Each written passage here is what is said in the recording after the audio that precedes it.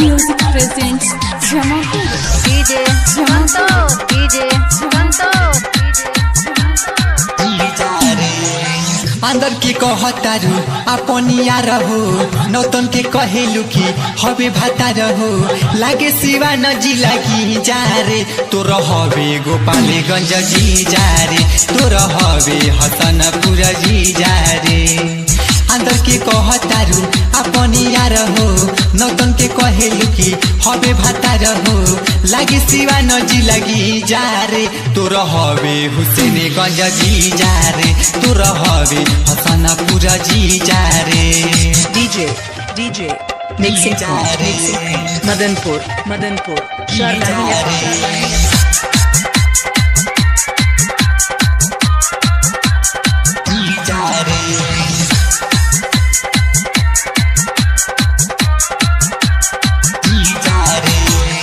मेरा बादरौली ले तोरे बाड़े बहरी खर्चा रे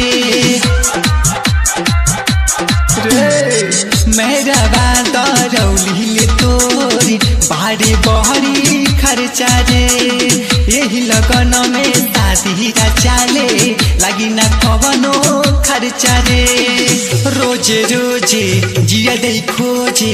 रोजे रोजे जिया दे खोजे कोबो मिलूती ही जा रे तू रहवे महाराज गजजी जा रे तू रहवे पचरू की जी जा रे Mixed by Yuvraj Music presents Jamapur. Santosh Madanpur सीसावन बासतपुर में तोरो बंदे होई खोखिरे सीसावन बासतपुर में तोरो बंदे होई खोखिरे तोनी सा परदा हटाई के ली जब गोलिया कोठिरे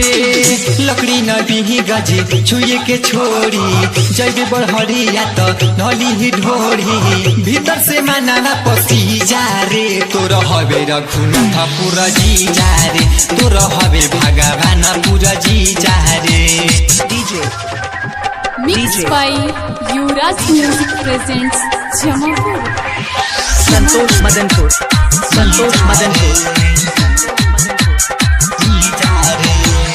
राइटर नीरज अब तुहरा के देख के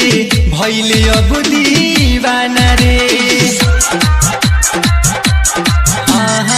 राइटर नीरज अब तुहरा के देख के भैले दीवाना रे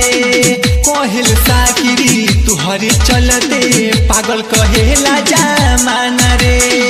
प्रदीप राज से शादी ते कहले प्रदीप राज से शादी ते कहले भीतर से मानवा पसी जा रे तो रहबे रघुनाथपुर जी जा रे तो रहबे भगवानपुर जी जा रे अंदर के कहतारू अपनिया रहो नौतन के कहेलू की हवे भाता रहो